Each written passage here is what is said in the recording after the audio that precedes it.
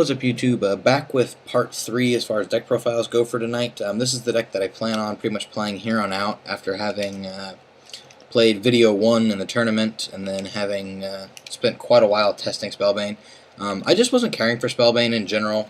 The playstyle behind sitting behind Spellbane and letting him take care of shields and stuff, I just didn't like the way that game felt like it was played. It didn't fit my style at all. And then coupled with all of the flip-floppy rulings about how Spellbane works and whether there's a stack in this game or not, has just been a real big headache and a pain in the ass to deal with, which kind of just further drove me away from playing Spellbane at all. So if you're not playing Spellbane, then there's no reason to be playing Saberbane, which means there's no reason to be playing Red at all. To fit my playstyle, I wanted something that sort of controlled the board a little bit better, which is obviously Darkness. So what I've pretty much come up with is this Saber Twilight type thing. I kind of want a better name for it. Maybe I'll come up with one and put it as the title of the video. The only thing I miss is not being able to drop Infernus. Infernus is like really good. I love dropping Infernus.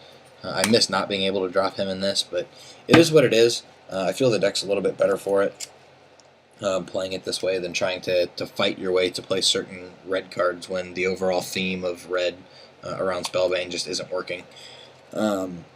As for this profile, we play 2 copies of Lux. We only play 5 dragons total. Well, technically 6. So there was no reason to play 3 copies of Lux. It gets really cloggy that way. It's there when you want it. It's not always there when you don't need it.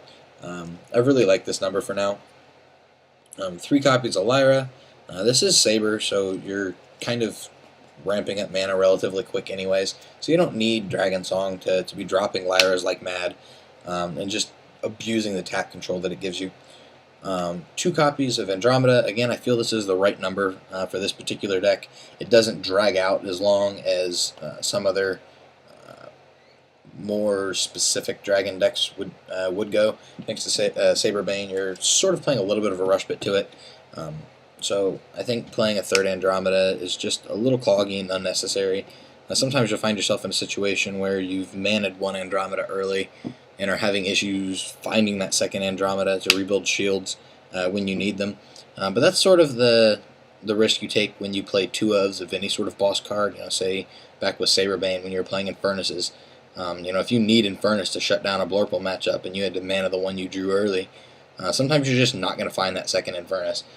It is what it is, but I think playing 2 is still the right call over 3 at the moment. As far as tap defense goes, we play 3 copies of Star Lantern. This card's absolutely nuts. People will be playing Dragon's Breath to get over Star Lantern and compared to the 3 Barrage that I was playing in Saberbane. But the problem with Dragon's Breath is it won't ever kill off like every bird that your opponent has on the board, especially if they're massing birds. So you sort of give up the ability to field wipe birds in order to have the ability to take care of a Star Lantern. And I preferred getting rid of birds en masse, so that's why I was playing the Barrages in the previous profile. But Star Lantern is just really, really good, especially when you get multiples on the field. It just really shuts down the plays your opponent's able to make. Final card for defense is 1 copy of Grandgear. Just really big. He's your blocker for Spellbane. He's your blocker for opposing Sabertooth, etc., etc. It's just really good. 3 copies of Spark Cage for tap control and draw. Absolutely nuts for being able to run over blockers such as Star Lantern with Sabertooth. And 2 copies of Stormspark. I still don't like this card that much, which is why I'm not playing 3. If I draw it, it will be mana 9 times out of 10. Where I really like it if it ends up in shields, which is why it's there.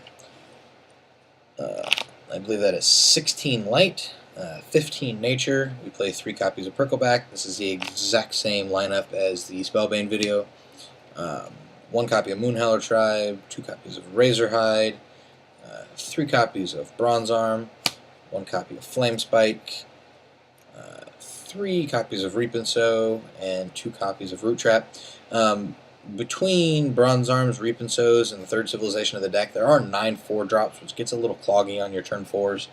But it just becomes, depending on what's in hand, and what your opponent has on board, you just sort of have to adapt and make the best turn 4 play that you're able to do.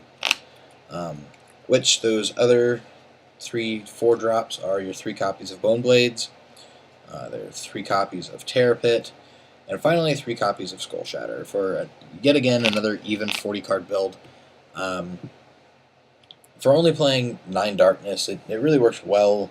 Whatever the first one you draw is usually what you end up manning.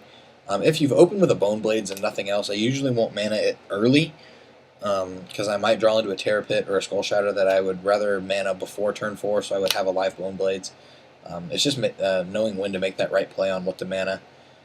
It's worked exceedingly well for me, and this is probably what I'll be playing here on out for the rest of this format, and probably will be what I'm playing at any KMCs that I attend. So let me know what you guys think. Comment, rate, subscribe, and I will talk to you later. Peace out.